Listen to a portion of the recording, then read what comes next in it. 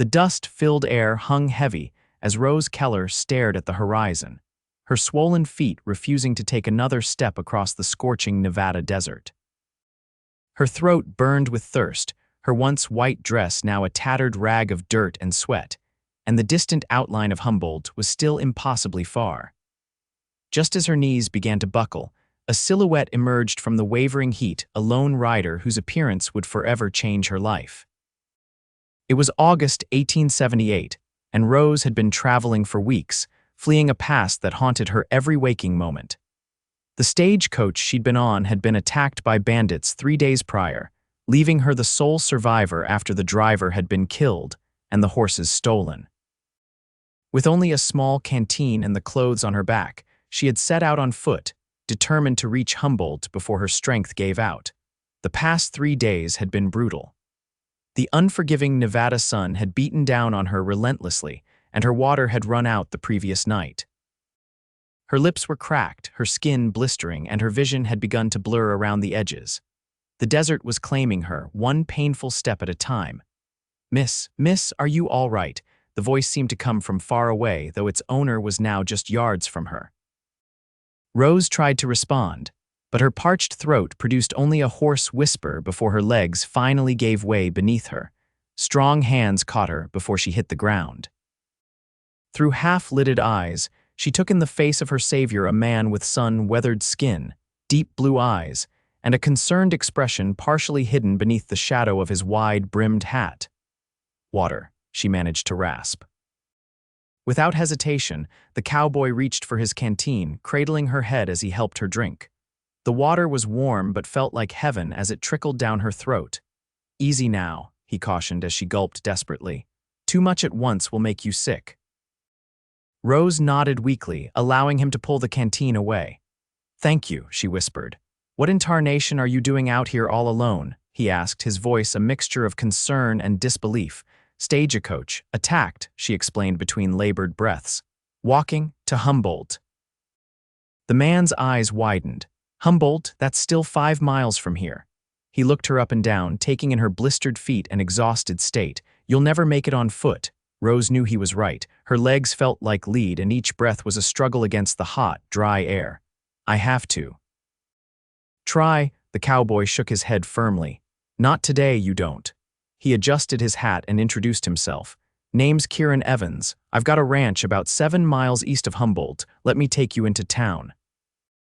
Rose wanted to protest, to insist she could manage on her own, but her body betrayed her as she swayed unsteadily even while sitting. "Rose," she replied. "Rose Keller." Kieran nodded, then stood and walked to his horse, a sturdy chestnut mare. After adjusting the saddle, he returned to Rose's side. "Think you can stand?" With his help, she struggled to her feet, but her legs trembled violently, refusing to support her weight. She took one faltering step and nearly collapsed again. "That settles it," Kieran declared. Before Rose could object, he swept her into his arms with surprising gentleness. She was too weak to protest as he carried her to his horse and carefully placed her in the saddle. "I'll walk alongside," he explained, taking the reins. "We'll be in town before sundown." The first mile passed in silence, with Rose focusing all her energy on staying upright in the saddle. Kieran walked steadily beside her, occasionally glancing up to ensure she wasn't about to fall. The mare moved at a gentle pace, seeming to understand the fragility of her passenger. "How long were you out there?" Kieran finally asked, breaking the quiet. 3 days, Rose answered, her voice stronger now that she'd had water. "The attack happened just after dawn. 4 men, they came out of nowhere." Kieran's expression darkened. "The Sawyer gang, most likely. They've been hitting stage coaches all summer." He looked up at her. "You're lucky to be alive."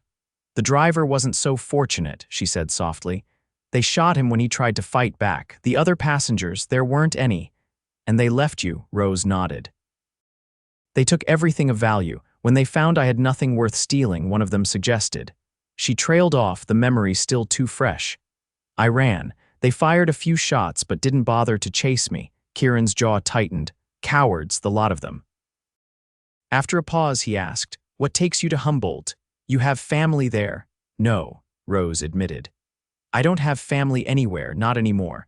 I was heading to San Francisco, but Humboldt was the next stop. I have enough money sewn into my hem for a room and a meal until I can find work." "What kind of work?" "I'm a teacher," she said, straightening slightly with pride despite her exhaustion. "Or I was, back in Boston. I taught at a girls' school for 3 years." Kieran looked impressed. "Humboldt could use a teacher." "The schoolhouse has been empty since Miss Winters left to get married last spring." Hope flickered in Rose's chest. "Truly. The town council's been looking to hire someone new. Pay isn't much, but it comes with a room above the schoolhouse." For the first time in days, Rose felt a glimmer of possibility. If she could secure a teaching position, she might finally have a chance at building the new life she'd been seeking when she left Boston. As they continued their journey, the heat began to take its toll on both of them. Kieran's steps slowed and sweat soaked through his shirt. When they reached a small cluster of trees offering precious shade, he suggested they rest. "Just for a few minutes," he said, helping Rose down from the saddle. Her legs buckled immediately. Without a word, Kieran caught her against his chest, his strong arms keeping her upright. For a moment they stood frozen, their faces inches apart. Rose suddenly became acutely aware of the rapid beating of her heart, though whether from exhaustion or proximity to this kind stranger, she couldn't say. Kieran cleared his throat and carefully helped her sit beneath one of the trees. He offered her more water and some jerky from his saddlebag, which she accepted gratefully. "You mentioned Boston," he said as they ate. "That's a long way from Nevada." Rose nodded, chewing slowly to savor the food. "I needed a fresh start." "Most folks who come out this way do," Kieran observed. "Something or someone you're running from," she hesitated, studying his face. There was no judgment there, only genuine curiosity and perhaps a hint of concern. Still, some secrets were too painful to share with a stranger, no matter how kind. "Let's just say I made some poor decisions regarding whom to trust," she finally answered. "When the consequences became unbearable, I decided it was time to leave." Kieran seemed to understand that was all she was willing to share. Well, the West is good for new beginnings. "No one much cares what you did before, only what you do now." "Is that why you're here?" Rose asked, turning the conversation away from herself. "For a new beginning," a smile tugged at the corner of his mouth. "Something like that. I came out after the war fought for the Union. Couldn't settle back into normal life in Pennsylvania, so I headed west with what money I had saved. Bought land that no one wanted, learned to ranch through trial and plenty of error." He chuckled. "Nearly starved that first winter, but I'm stubborn.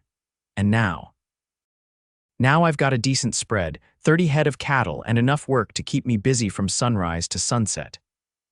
There was pride in his voice, but also something else, a loneliness that resonated with Rose's own. After their brief rest, they continued toward Humboldt. The sun had begun its descent, casting long shadows across the desert landscape. Rose's condition had improved slightly with food and rest, but she was still far too weak to walk on her own. "We'll need to pick up the pace if we want to reach town before dark," Kieran said, looking at the sun's position. He glanced at Rose with concern. "Think you can hold on if I carry you the rest of the way?" Rose hesitated, embarrassed by her own weakness. "I don't want to be a burden." "You're no burden," Kieran assured her. Without waiting for further protest, he lifted her from the saddle and into his arms. Rose gasped in surprise, her hands instinctively gripping his shoulders for stability. "I can walk the horse and carry you," he explained, adjusting her weight in his arms. "It'll be faster." Rose wanted to object, but the truth was she had no strength left. Instead, she nodded and allowed herself to relax against his chest, her head resting on his shoulder. She could feel the steady rhythm of his heartbeat, solid and reassuring. Kieran began walking with purposeful strides, holding her securely while leading the mare with his free hand. Despite the heat and exertion, he showed no sign of strain. Rose marveled at his strength and endurance, so different from the soft-handed men she'd known in Boston. "Tell me about Humboldt," she requested, partly to distract herself from the intimacy of being carried and partly out of genuine curiosity about her potential new home. "It's small, but growing," Kieran replied. "Got a general store, saloon, hotel, and a bank that opened last year. Sheriff's a good man named Thompson, strict but fair. Most folks are decent, hardworking people. And the children, How many might need teaching? Kieran thought for a moment. Maybe 20 of school age from what I recall, families from the town and surrounding ranches. Rose nodded, already thinking about lesson plans and how she might arrange a classroom. Teaching had been her salvation in Boston, a purpose that gave meaning to her days after everything else had fallen apart. The prospect of continuing her vocation in Humboldt lightened her heart. The sun continued its descent as Kieran carried her, his steady pace never faltering. Rose found herself studying his profile, the strong jaw covered in a day's worth of stubble, the straight nose, the lines at the corners of his eyes that suggested he smiled often. He was handsome in a rugged, unpolished way that she found unexpectedly appealing. "You're staring, Miss Keller," Kieran said without looking down, a hint of amusement in his voice. Rose felt heat rise to her cheeks that had nothing to do with the desert sun. "I apologize, I was just thinking." "About how strange life can be," she admitted. "Yesterday, I was certain I would die alone in the desert, and now here I am being carried toward a new life by a man I didn't know existed this morning." Kieran glanced down at her, his expression softening. "Life out here has a way of changing directions faster than a startled rattlesnake. You learn to adapt or you don't survive." "I'm beginning to understand that," Rose said quietly. As the final mile stretched before them, Rose could make out the outline of Humboldt in the distance. The town was smaller than she had imagined, a cluster of wooden buildings nestled against the backdrop of mountains.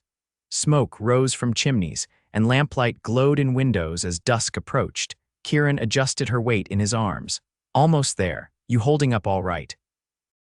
Rose nodded, though in truth, she felt a strange reluctance to reach their destination. In his arms, she felt safe for the first time in months, protected from both the harsh elements and the demons of her past. Once they reached town, that connection would be severed. "I don't know how to thank you," she said softly. "You saved my life today." "Anyone would have done the same," he replied, though they both knew that wasn't necessarily true. "No," Rose insisted. "Not everyone would have. I'm in your debt, Mr. Evans." "Kieran," he corrected. "And there's no debt. Just promise me you'll see the doctor when we get to town. Heatstroke is nothing to trifle with." "I promise," she agreed. The sun had nearly disappeared below the horizon when they finally reached the outskirts of Humboldt. A few townspeople stopped to stare at the unusual sight of Kieran carrying Rose, but he ignored their curious glances and headed straight for a two-story building with a sign that read, "Dr. Samuel Wilson, Physician and Surgeon." True to his word, Kieran didn't leave Rose's side until she had been examined by the doctor, a kindly older man with spectacles and a reassuring manner. Dr. Wilson confirmed she was suffering from dehydration and exhaustion, but would recover fully with rest and proper care. "She'll need a place to stay," the doctor told Kieran after completing his examination. "The hotel," Rose began, but Kieran interrupted. "Widow Jenkins takes in boarders," he suggested. "Clean place, reasonable rates, and she makes the best biscuits in the territory. Doctor." Wilson nodded in agreement. "An excellent suggestion. I'll send word to her right away." He turned to Rose. "Miss Keller, I insist you stay in town for at least a few days before seeking employment. Your body needs time to recover." Rose wanted to protest her limited funds wouldn't last long if she couldn't start working, but she knew the doctor was right. She was in no condition to stand before a classroom of children. "I'll cover her board until she's on her feet," Kieran said unexpectedly. "That's not necessary," Rose objected, embarrassed by the offer. Kieran's expression brooked no argument. "Consider it an advance on your first month of teaching. Once you've spoken to the town council and secured the position, you can pay me back if it makes you feel better, Doctor." Wilson smiled at the exchange. "That settles it then. I'll have my wife bring over some suitable clothes for you in the morning, Miss Keller. Can't have our new teacher dressed in rags." After assuring the doctor she would follow his instructions to rest, Rose was finally ready to leave. Despite her insistence that she could walk, Kieran once again lifted her into his arms for the short journey to Widow Jenkins's boarding house. The widow, a plump, cheerful woman in her 50s, welcomed Rose warmly after Kieran explained the situation. She showed them to a small but clean room on the second floor, fussing over Rose like a mother hen. You poor dear, she clucked. I'll bring up some supper and hot tea right away. Nothing puts strength back in the bones like a good meal. When they were alone in the room, Rose turned to Kieran, suddenly shy. I don't know what I would have done without your help today. You're a survivor, Miss Keller, he replied. I suspect you would have found a way with or without me. Rose, she corrected, echoing his earlier request. And I'm not so sure about that. Kieran smiled a genuine smile that transformed his weathered face and made him look years younger. Well, Rose, I'm glad I was there to help. He moved toward the door. I should let you rest. I'll check on you tomorrow before I head back to my ranch. You're leaving? Rose asked, surprised by the disappointment that washed over her. Got cattle that need tending, he explained, but I'll be back in town on Saturday for supplies. Perhaps by then you'll be feeling well enough for a proper tour of Humboldt. Rose smiled. I'd like that. After Kieran left, Mrs. Jenkins returned with a tray of food that smelled heavenly. While Rose ate, the widow chatted amiably, filling her in on the town gossip and confirming what Kieran had said about the vacant teaching position. The children have been running wild since Miss Winters left, Mrs. Jenkins said with a click of her tongue. The town council will be thrilled to hear we've got a qualified teacher arriving from the east. You should speak with Mayor Simmons as soon as you're able. Rose nodded, her mind already filled with plans. If she could secure the teaching position, she might finally have a chance at the fresh start she so desperately needed. And perhaps, a small voice whispered in her mind, she might also have a chance to know Kieran Evans better. That night, as she lay in the unfamiliar bed, her thoughts drifted to the cowboy who had carried her the last 5 miles to safety. There was something about him that intrigued her, a quiet strength and decency that she hadn't expected to find in this harsh, unfamiliar territory. For the first time since leaving Boston, Rose fell asleep with hope in her heart. The next morning, Rose awoke to sunlight streaming through the curtains and the smell of coffee wafting up from the kitchen below. Her body ached from her ordeal in the desert, but she felt remarkably better after a night of proper rest. She was attempting to comb the tangles from her hair with her fingers when a knock came at her door. Come in, she called, expecting Mrs. Jenkins. Instead, Doctor. Wilson's wife entered, arms laden with clothing. Good morning, Miss Keller. I've brought you some things to wear until you can get settled. Mrs. Wilson was a petite woman with kind eyes and a practical manner. Nothing fancy, I'm afraid, but clean and serviceable. This is incredibly generous, Rose said, examining the simple dresses, undergarments, and even a pair of sturdy boots. I can't thank you enough. Nonsense, Mrs. Wilson replied with a wave of her hand. We look after our own in Humboldt. Besides, Samuel told me what you went through. It's a miracle you survived. As Rose dressed in one of the borrowed dresses, a simple blue calico that fit reasonably well, Mrs. Wilson helped her tame her unruly hair into a neat bun. I hear you're a teacher, Mrs. Wilson commented, expertly pinning Rose's auburn locks in place. Yes, though I haven't spoken to anyone official about the position here yet, Mrs. Wilson smiled knowingly. The mayor will be stopping by later today. News travels fast in small towns, especially good news like a qualified teacher appearing just when needed. True to Mrs. Wilson's prediction, Mayor Simmons arrived at the boarding house shortly after lunch.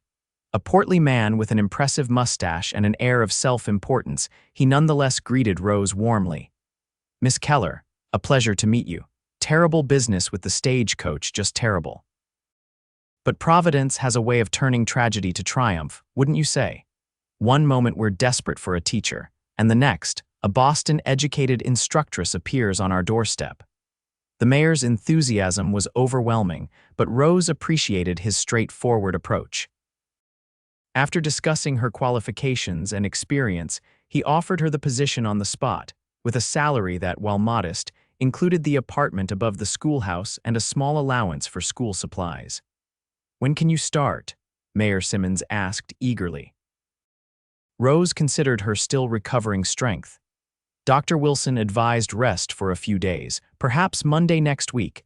That would give me time to prepare the classroom and create lesson plans. Excellent, excellent, the mayor beamed. I'll have the keys to the schoolhouse sent over tomorrow, and you can move in whenever you're ready. The town council meets on Friday evening. We'd be honored if you'd attend so everyone can meet you properly." After the mayor left, Rose sank into a chair, equal parts relieved and overwhelmed. In less than 24 hours, she had gone from nearly dying in the desert to having employment, housing, and the beginnings of a place in the community. It seemed almost too good to be true. Mrs. Jenkins brought her a cup of tea and sat across from her. "I see the mayor wasted no time. That man could talk the ears off a mule, but his heart's in the right place." Rose smiled. "He certainly moves quickly. I hope I can live up to the town's expectations." "You'll do fine, dear," Mrs. Jenkins assured her. "Oh, before I forget, Mr. Evans stopped by while you were speaking with the mayor, said to tell you he'd be back on Saturday as promised." Rose tried to ignore the flutter in her chest at the mention of Kieran's name. "Did he leave a message?" "Just that he's glad you're feeling better and that he'll call around noon on Saturday if that suits you." "Yes, that would be fine," Rose replied, trying to sound casual despite her quickening pulse. Mrs. Jenkins gave her a knowing look but said nothing more on the subject. Instead, she suggested Rose might want to rest before dinner, advice that Rose gratefully accepted. The next few days passed in a blur of activity as Rose regained her strength and prepared for her new role. On Thursday, she visited the schoolhouse for the first time, a simple one-room building with rows of desks, a pot-bellied stove, and bookshelves that were woefully understocked. The apartment above was small but clean, with a bedroom, sitting room, and tiny kitchen. Rose spent hours cleaning and organizing, making lists of needed supplies, and planning her curriculum. The physical work was therapeutic, giving her mind little chance to dwell on the past or worry about the future. Each night, she fell into bed exhausted but satisfied with her progress. Friday evening brought the town council meeting, where Rose was formally introduced to Humboldt's leading citizens. She met the sheriff, the banker, the owner of the general store, and various ranchers and businessmen who made up the council. Everyone welcomed her warmly, though she noticed a few of the women eyeing her with cautious curiosity. "Don't mind them," Mrs. Wilson whispered as they left the meeting. "Any unmarried woman under 40 is seen as either competition or a potential daughter-in-law. They'll warm up once they get to know you," Rose laughed. "I assure you, I'm not looking to steal anyone's husband or son. I came here to teach, not to find a husband." Mrs. Wilson raised an eyebrow.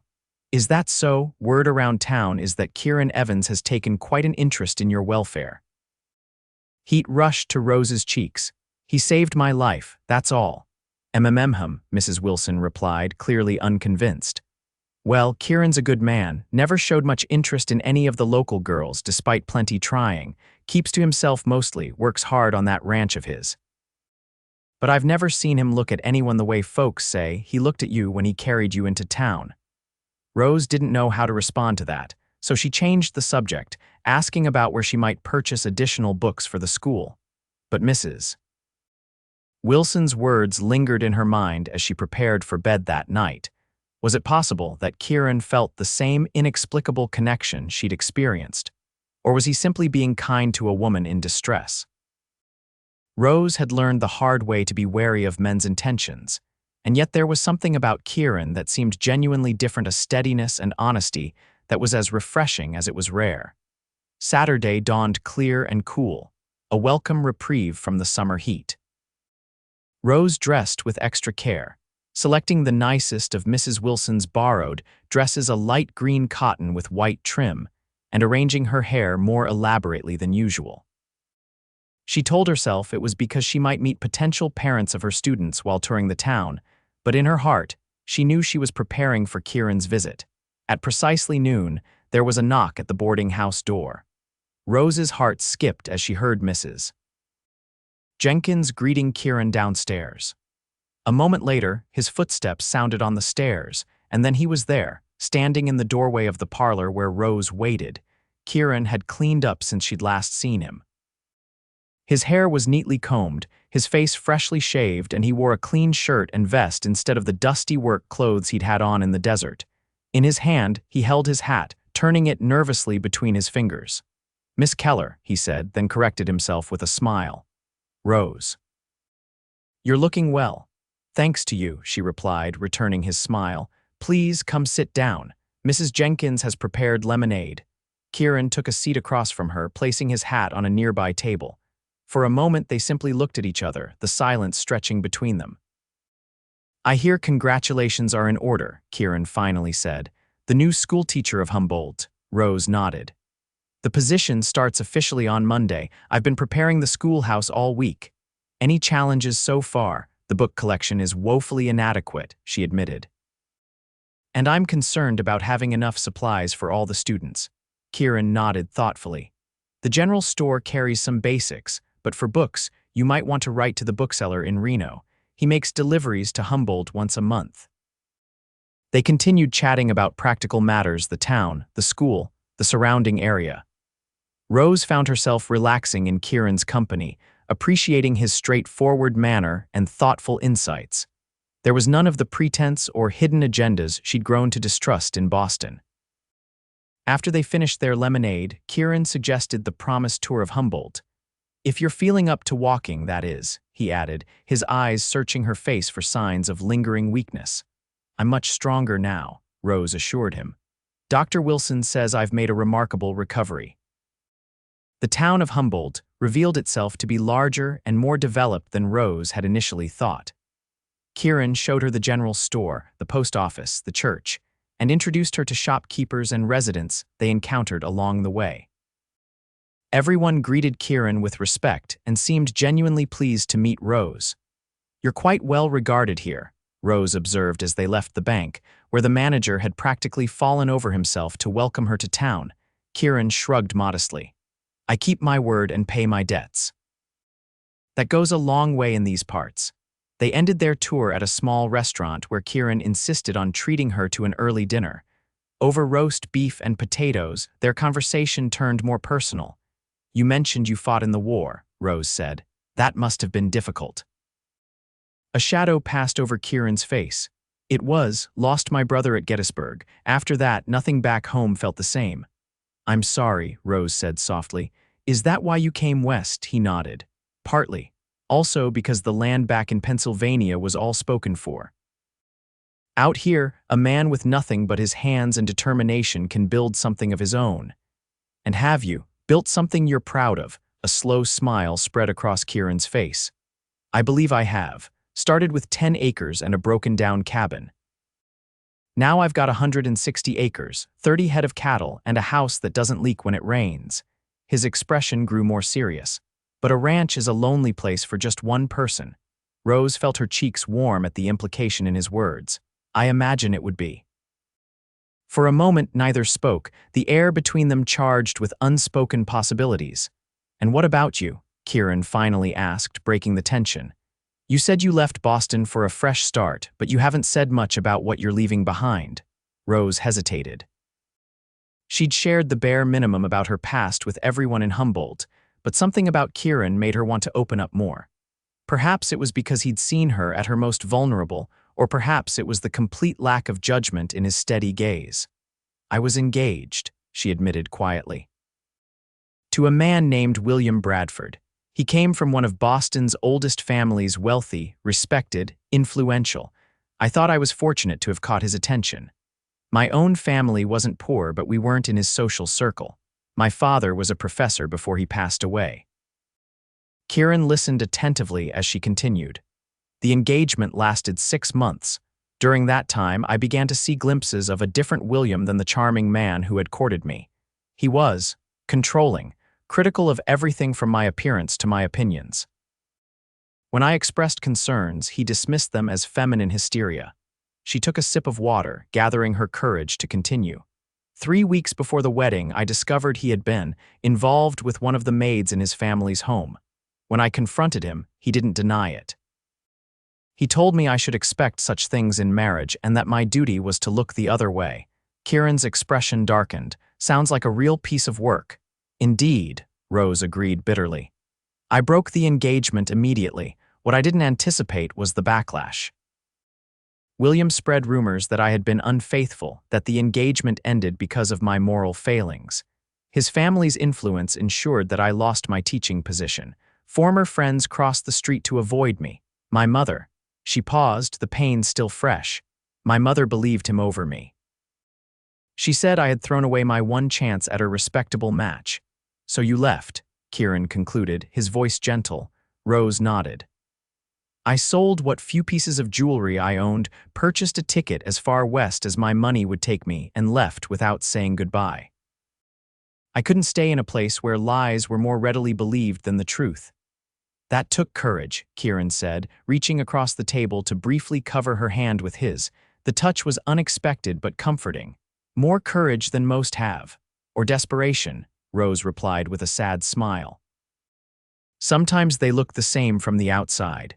They finished their meal in companionable silence, each lost in their own thoughts. As they walked back to the boarding house in the fading light, Rose found herself dreading the moment they would have to part ways. At the door, Kieran turned to face her, his expression earnest. I've enjoyed today, Rose, more than I expected to. As have I, she admitted. I was wondering. He hesitated, uncharacteristically uncertain. Would you allow me to call on you again, perhaps next Saturday? I could help you move your things to the schoolhouse apartment if you'd like, Rose's heart lifted. I would like that very much. The smile that spread across his face was worth all the uncertainty of the past weeks. Then it's settled. Next Saturday. He tipped his hat and turned to leave, then stopped and faced her once more. Rose, yes, I'm glad you survived the desert, and I'm glad it was me who found you. With that, he was gone, leaving Rose standing in the doorway with a curious warmth spreading through her chest, a feeling that had nothing to do with the summer heat, and everything to do with the cowboy, who had carried her to safety 5 days before. The following Monday, Rose stood nervously before her first class of Humboldt students. 23 children ranging in age from 6 to 16 looked back at her with expressions varying from curiosity to boredom to outright skepticism. Good morning, she began, her voice steadier than she felt. My name is Miss Keller, and I will be your teacher. I know I am new to Humboldt, but I hope we can learn much from each other in the coming months. A small girl in the front row raised her hand. Miss Winters let us sing songs on Fridays, she said when Rose acknowledged her. That sounds like a lovely tradition, Rose replied with a smile. We shall certainly continue it. Another hand shot up, this one belonging to a freckle-faced boy of about 12. Is it true a cowboy carried you all the way to town cause you were dying in the desert? A murmur ran through the classroom, and Rose felt heat rise to her cheeks. News traveled fast in small towns indeed. I was in some distress after a stagecoach incident, she confirmed, keeping her tone even. Mr. Evans was kind enough to assist me in reaching town safely. My pa says Mr. Evans never talks to nobody unless it's about cattle or supplies, offered another boy. Says he's the quietest man in the county. That's enough about Miss Keller's arrival, Rose said firmly, deciding it was time to establish some boundaries. We have much work to do today. I'd like to begin by assessing what each of you has learned so far. The children gradually settled into the lesson, and by lunchtime, Rose had begun to form a picture of their educational needs. The older students were woefully behind in mathematics and writing, while the younger ones needed structured reading instruction. It would be challenging work, but Rose felt equal to the task. As the week progressed, she fell into a routine. Days were spent teaching, evenings preparing lessons and grading work. The apartment above the schoolhouse became truly hers as she unpacked her few belongings and added small touches wildflowers in a jar on the table, a quilt purchased from Mrs. Jenkins on the bed, books borrowed from various townspeople arranged neatly on shelves. By Saturday, Rose was both exhausted and exhilarated. The work was demanding but fulfilling in a way her position in Boston had never been. Here, she was making a tangible difference in children's lives, not merely preparing wealthy girls for society. When Kieran arrived at noon, she was ready, her few remaining items packed in a carpet bag. He had brought his wagon rather than riding horseback, making it easy to transport her belongings to the schoolhouse. "How was your first week?" he asked as they loaded the wagon. "Challenging," Rose admitted with a laugh, "but rewarding. The children are bright if undisciplined. I think we'll make good progress once they become accustomed to my expectations." Kieran smiled. You sound like a natural teacher. It's what I love, Rose said simply. What about your week? How are things at the ranch? Busy. Lost 2 calves to coyotes, repaired fences the entire day Thursday, and hired a new hand to help with the expanded herd. He helped her onto the wagon seat before climbing up beside her. Nothing exciting, but honest work. The short trip to the schoolhouse was filled with comfortable conversation. Rose found herself repeatedly drawn to Kieran's profile as he spoke, admiring the strong lines of his jaw and the animated way his eyes crinkled when he smiled. There was something undeniably attractive about his quiet confidence and genuine kindness. After they had moved her belongings into the apartment, Kieran surprised her with a small package wrapped in brown paper. "What's this?" Rose asked, taking it curiously. "Open it and see," he replied, a hint of nervousness in his voice. Inside was a book, a collection of Shakespeare's sonnets, well-worn but carefully preserved. Rose ran her fingers over the embossed cover in wonder. "It was my mother's," Kieran explained. "One of the few things I brought with me from Pennsylvania. She used to read from it in the evenings." He shrugged, suddenly self-conscious. "You mentioned needing books for the school. I thought perhaps your students might benefit from some poetry." Rose was deeply touched by the personal nature of the gift. "Kieran, I can't accept this. It's a family heirloom." "I want you to have it," he insisted. "Books should be read, not sit gathering dust on a shelf. Besides," he hesitated, "I like the idea of something of mine being with you when I'm not." The simple honesty of his statement made Rose's heart flutter. "Thank you," she said softly. "I'll treasure it." The moment stretched between them, charged with unspoken emotions. Rose became acutely aware of how close they were standing in her small sitting room, of the warmth in Kieran's blue eyes as they held her gaze. For a brief, breathless moment, she thought he might kiss her. Instead, he took a small step back, clearing his throat. "I should let you get settled," he said, though he made no move toward the door. "Unless you'd like to join me for dinner. The hotel restaurant serves a decent Saturday supper." "I'd like that very much," Rose replied, unable to keep the smile from her face. Dinner stretched into a long evening of conversation. They discussed books they had read, shared childhood memories, and talked of their hopes for the future. Kieran spoke of expanding his ranch, perhaps adding sheep to diversify his livestock. Rose described her vision for the school, including a small library and eventually more advanced classes for the older students. "You really love teaching, don't you?" Kieran observed as they walked back to the schoolhouse under a canopy of stars. "It gives me purpose," Rose explained. "When I'm teaching, I feel I'm exactly where I'm meant to be, doing what I was born to do." She glanced at him curiously. "Do you feel that way about ranching?" Kieran considered the question. "Not at first. When I started, it was just a means to survive. But over time, yes, it's become more than that. There's a rightness to it. A satisfaction in seeing something grow under your care, whether it's cattle or crops." They had reached the schoolhouse, and once again found themselves lingering in that moment of farewell. This time, the tension between them was unmistakable. "May I call on you again?" Kieran asked, his voice low. "Please do," Rose replied, her own voice barely above a whisper. Kieran reached out slowly, as if giving her time to pull away, and tucked a strand of hair behind her ear. His fingers brushed her cheek, leaving a trail of warmth in their wake. "Good night, Rose," he said softly. "Good night, Kieran." He waited until she was safely inside before departing. Rose watched from her window as he climbed into his wagon and drove away, her cheek still tingling where he had touched her. Over the next few weeks, Kieran became a regular visitor to the schoolhouse. He usually arrived on Saturday afternoons, sometimes bringing small gifts, a jar of honey from a neighbor's hives, wildflowers gathered along the trail, once even a set of carved wooden animals for the younger students to play with. They would share a meal, either at the hotel restaurant or something simple that Rose prepared in her small kitchen, and talk for hours. The townsfolk noticed, of course. Rose caught the knowing looks and whispers when she and Kieran walked together through town. Mrs. Wilson and Mrs. Jenkins made thinly veiled comments about intentions and courtship, which Rose deflected with as much grace as she could muster. The truth was, she wasn't sure what was happening between them. Kieran had never explicitly stated his feelings, though his actions spoke volumes. He was unfailingly considerate, genuinely interested in her thoughts and concerns, and she had caught him looking at her with an intensity that made her breath catch. But he had also never tried to kiss her or made any formal declaration. For her part, Rose found herself thinking about Kieran at the most unexpected moments while teaching multiplication tables, during her evening reading, as she drifted off to sleep. She looked forward to their Saturdays with an anticipation that bordered on impatience, and she missed his steady presence during the long days between visits.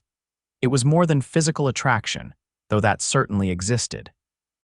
Rose admired Kieran's integrity, his work ethic, his quiet thoughtfulness. He was unlike any man she had known before, straightforward without being crude, strong without being domineering, kind without expecting anything in return. As summer gave way to early autumn, Rose's classroom became a source of great pride.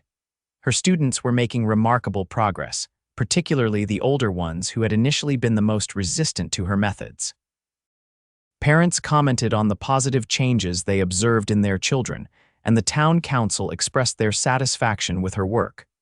One crisp Saturday, in late September, Kieran arrived with an invitation rather than his usual gift. "There's a harvest dance next weekend," he explained as they walked together after dinner. "The whole town attends. There's music, food, dancing under the stars." He hesitated, then continued with uncharacteristic nervousness. "I was hoping you might accompany me."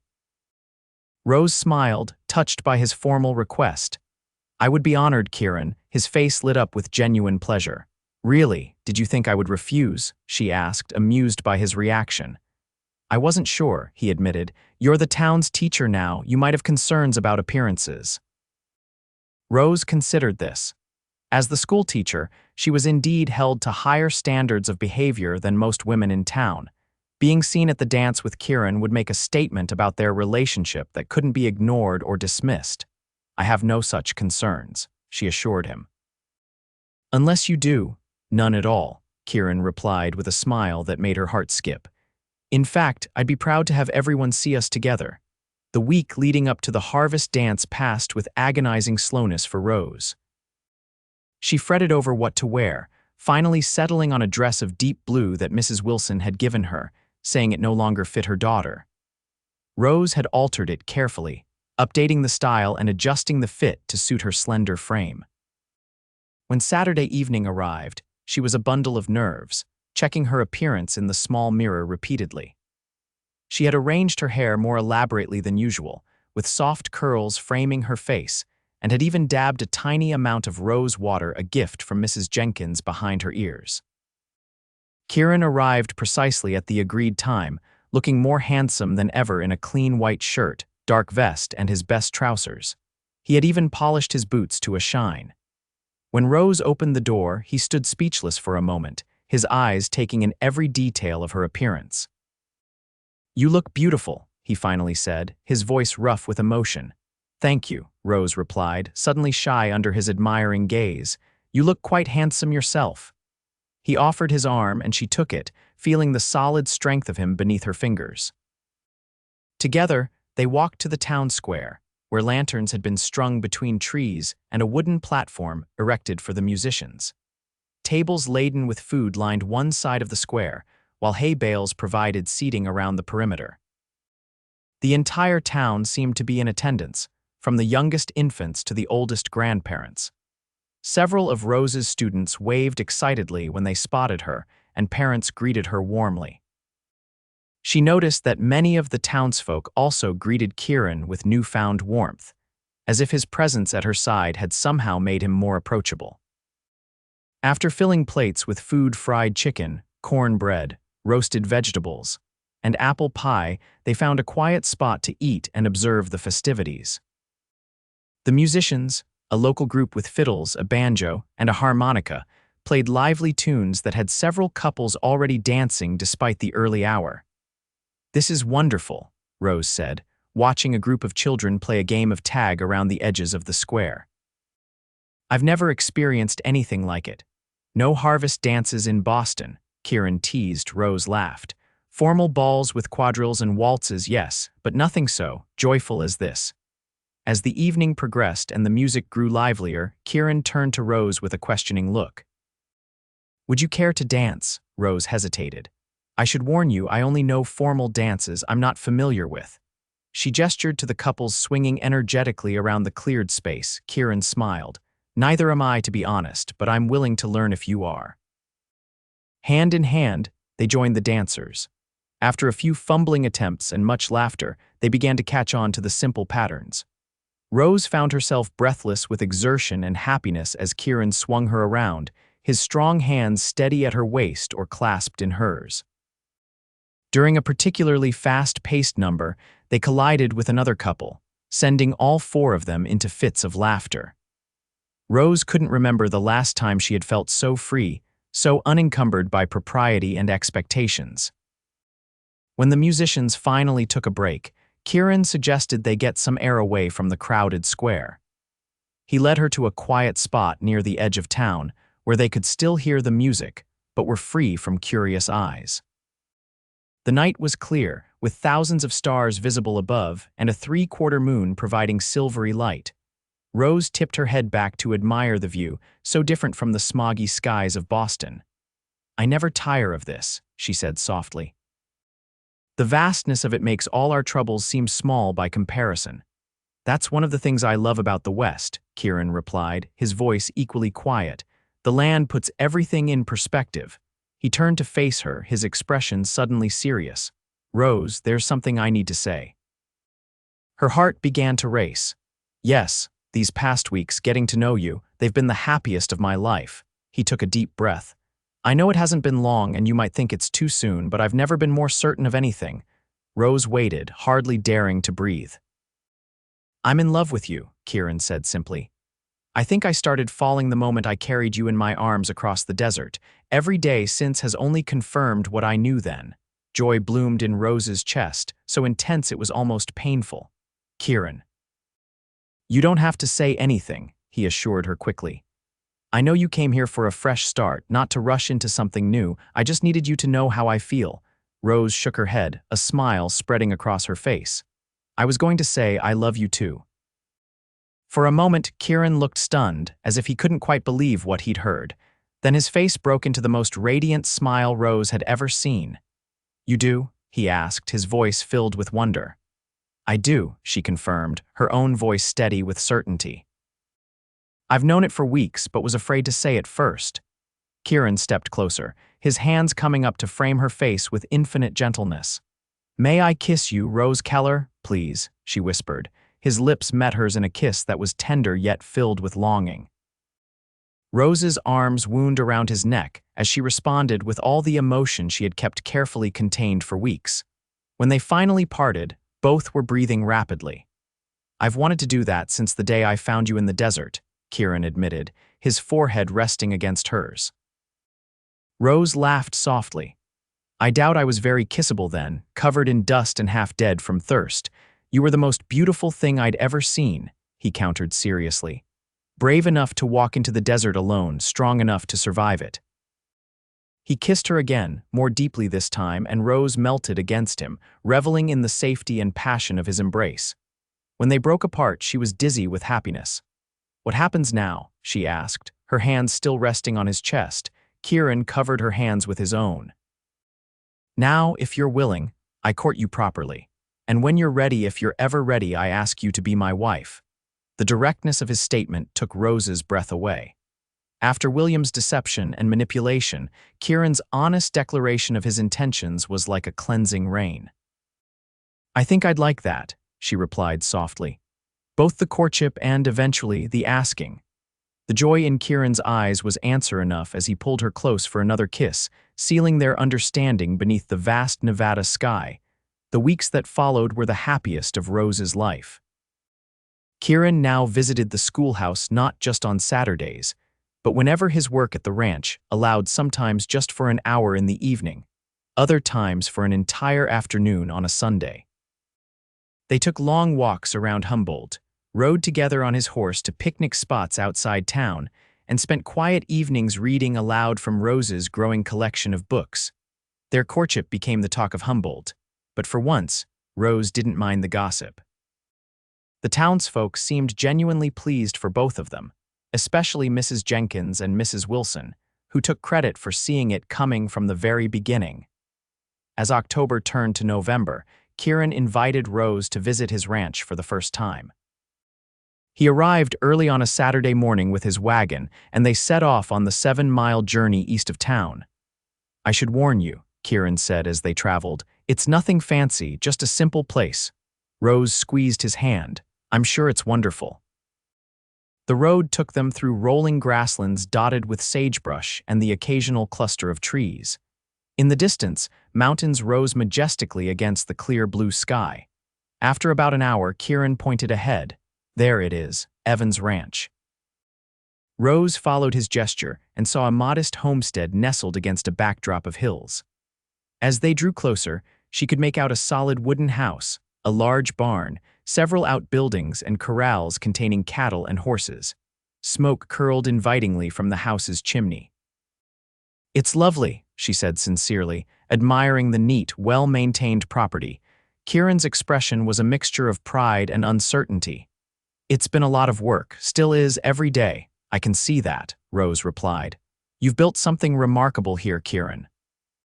His smile told her how much her approval meant to him. As they pulled up to the house, a young man emerged from the barn. "That's Miguel," Kieran explained. "He's been working for me for about a year now. Lives in the bunkhouse with James, my other hand." Miguel waved as they approached, then took charge of the horse and wagon after being introduced to Rose. Kieran led her up the porch steps and into the house. The interior was simple but comfortable, with sturdy furniture, a large fireplace, and windows that allowed plenty of light. A main room served as both parlor and dining area, with a kitchen visible through an open doorway. A narrow staircase led to what Rose assumed were bedrooms above. "I built most of the furniture myself," Kieran said, watching her reaction carefully. "Except for the rocking chair. That belonged to my grandmother." Rose ran her hand along the smooth edge of a table, impressed by the craftsmanship. "You're a man of many talents, Mr. Evans," he chuckled at her formal address. "Wait until you taste my cooking before you say that." The day passed pleasantly as Kieran showed Rose around the ranch. She met the horses, learned about the different breeds of cattle he raised, and watched with admiration as he expertly demonstrated various ranching skills. They shared a simple but delicious meal that Kieran prepared, and Rose found herself imagining what it would be like to live in this peaceful place, to make a home here with the man she loved. As afternoon waned toward evening, they sat together on the porch swing, watching the sun begin its descent behind the mountains. Rose's head rested comfortably on Kieran's shoulder, his arm around her waist. "What are you thinking?" he asked, noticing her thoughtful expression. "That I could be happy here," she admitted. "That I am happy whenever I'm with you, no matter where we are." Kieran's arm tightened around her. "Rose." The emotion in his voice made her look up at him. His eyes were intense, filled with love and something like resolve. "I know we agreed to a proper courtship," he said, his voice low and serious. "And I meant to wait longer to give you more time, but seeing you here today in my home, I can't wait any longer." Rose's heart began to race as Kieran shifted to face her fully. "I love you, Rose Keller. More than I thought it was possible to love another person. You're brave and kind and strong, and every day with you makes me want a lifetime of days to follow." He reached into his pocket and withdrew a small, velvet-covered box. Opening it, he revealed a simple gold band set with a modest diamond that caught the fading sunlight. "It was my mother's," he explained. "My father gave it to her when they had nothing but dreams in each other." He took a deep breath. "Rose, will you marry me? Will you make this house a home, build a life with me, be my partner in everything?" Tears filled Rose's eyes as she looked from the ring to the face of the man she loved. In that moment, all the pain and betrayal of her past seemed to fall away, leaving only the certainty of what she wanted for her future. "Yes," she whispered, her voice thick with emotion. "Yes, Kieran, I will marry you." His smile was radiant as he slipped the ring onto her finger, then pulled her into a kiss that promised a lifetime of love and commitment. They agreed to a December wedding soon enough to satisfy their hearts, but allowing time for proper preparations. Rose continued teaching, with the town council's blessing to remain in her position even after marriage. They decided she would stay at the schoolhouse during the week and join Kieran at the ranch on weekends and holidays until the school term ended in June, after which they would make the ranch their permanent home. News of their engagement spread quickly through Humboldt. Rose's students were particularly excited, pelting her with questions about her wedding dress, whether they were invited to the ceremony, and if Mr. Evans was a good kisser, a question she diplomatically declined to answer. Mrs. Jenkins and Mrs. Wilson took charge of the wedding preparations with enthusiasm, helping Rose design a simple but elegant dress and planning the modest reception that would follow the ceremony. The entire town seemed invested in their happiness, with gifts and well wishes arriving daily. In early December, as the wedding day approached, an unexpected letter arrived for Rose. It had been forwarded from Boston through several post offices and bore her mother's handwriting. Rose stared at it for a long moment before finding the courage to open it. Inside was a brief note expressing regret for believing William's lies and asking for forgiveness. Her mother wrote that she had finally learned the truth about her former fiancé's character and was ashamed of her failure to stand by her daughter. The letter ended with a plea for Rose to write back, to let her know she was safe and well. Rose sat for a long time with the letter in her hands, tears sliding silently down her cheeks. When Kieran arrived that evening and found her still sitting there, he immediately knelt beside her chair, his face creased with concern. "What is it? What's wrong?" Wordlessly, Rose handed him the letter. After reading it, Kieran looked up at her, his expression gentle. "What will you do?" Rose wiped her tears. "I'll write back. Tell her I'm well, that I'm happy, that I've found a good man who loves me truly." She took a shaky breath. "But I can't invite her to the wedding. It's too soon, and this day belongs to us, to our new beginning." Kieran nodded, understanding without needing further explanation. "Whatever you decide, I support you." Rose leaned forward to kiss him softly. "I know, that's one of the countless reasons why I love you."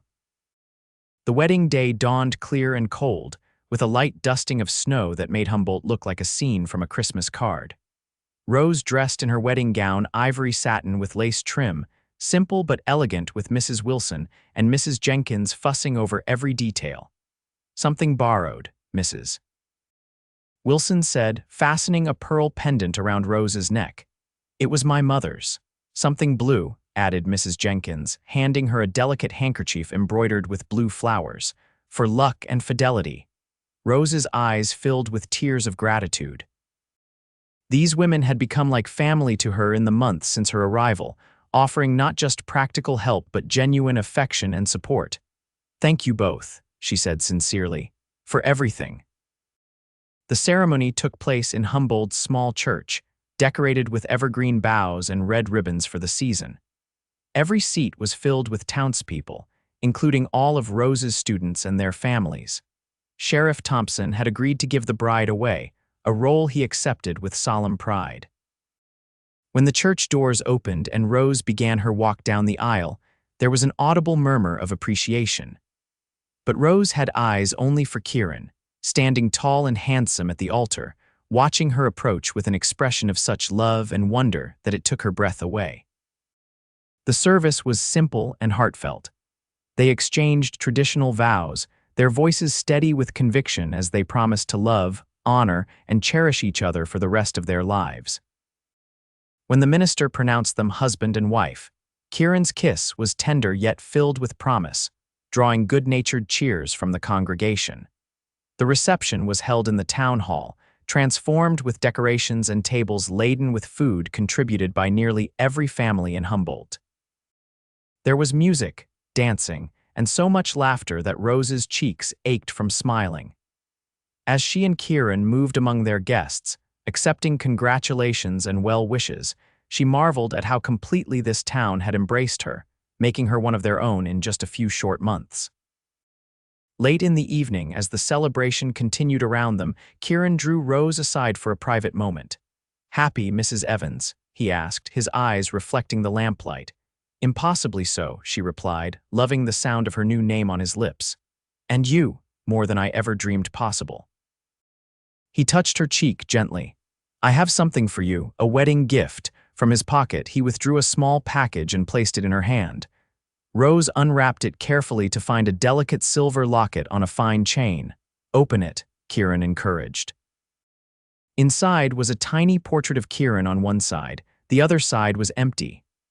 I thought, he explained, his voice soft with emotion, that someday the other side might hold a picture of our child. Rose's heart swelled with love and hope for their future together. It's perfect, she whispered, reaching up to kiss him. I love you, Kieran Evans. And I love you, Rose Evans. Always. They slipped away from the reception as evening turned to night, boarding Kieran's wagon for the journey to the ranch, their home. As they traveled under the vast, star-filled sky, Rose nestled against her husband's side, feeling a contentment and certainty she had never known before.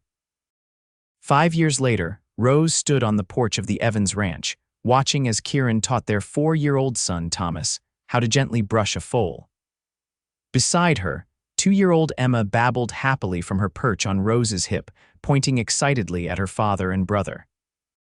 The ranch had prospered under Kieran's careful management, expanding to include more cattle, horses, and even a small apple orchard that Rose had insisted on planting their first spring as a married couple. The house had grown too, with additional rooms built to accommodate their growing family. Rose had continued teaching for 2 years after their marriage, before retiring to focus on motherhood and helping manage the ranch. She still tutored occasionally, and there was talk in town of her starting a small school on the ranch for the children of neighboring homesteads too far from Humboldt for daily travel. Life wasn't always easy. There had been droughts, harsh winters, and the constant challenges of ranching in the Nevada territory. But through it all, Rose and Kieran faced every difficulty together, their partnership growing stronger with each passing year. As Rose watched her husband and son, she thought back to that scorching day in the desert when she had been too weak to take another step. How close she had come to giving up, to succumbing to despair and exhaustion. And how everything had changed when a kind cowboy had carried her those last 5 miles to safety and into a future brighter than she could have imagined. Kieran looked up then, catching her eye across the yard. His smile, still as warm and genuine as the day they met, sent a familiar flutter through her heart. He whispered something to Thomas, who nodded eagerly, then the two of them started walking toward the porch. Mama, Papa says I can name the foal, Thomas announced excitedly as they approached. Rose laughed, ruffling her son's hair, which was the same rich brown as his father's. What a big responsibility. Have you decided on a name? Thomas nodded solemnly. Journey, because Papa says life is a journey and the best part is having someone to share it with. Rose's eyes met Kieran's over their son's head, seeing in them the same love and gratitude she felt in her own heart. Your father is a very wise man, she said softly. Kieran stepped onto the porch and wrapped his arm around her waist, drawing her and Emma close. I had a good teacher, he murmured, pressing a gentle kiss to her temple. As the sun began to set over the ranch they had built together, painting the sky in shades of gold and pink, Rose leaned into her husband's embrace, surrounded by the family they had created. From despair to deliverance, from weakness to strength, from solitude to love, her journey had led her exactly where she was meant to be. In the distance, a lone rider appeared on the horizon, likely one of their hands returning from checking the northern pasture. The sight reminded Rose of that day 5 years ago when a silhouette had emerged from the shimmering heat of the desert, a day that had seemed like an ending but had proven to be just the beginning. What are you thinking about? Kieran asked, noticing her distant gaze. Rose smiled up at him, her heart full. Just that sometimes, the moments when we feel most lost are actually leading us home. Kieran's answering smile told her he understood completely. Together, they turned toward the house, their home, their sanctuary, as the first stars began to appear in the deepening twilight. Behind them, the vast Nevada landscape stretched endlessly, a testament to the journey they had shared and the life they had built, one step at a time.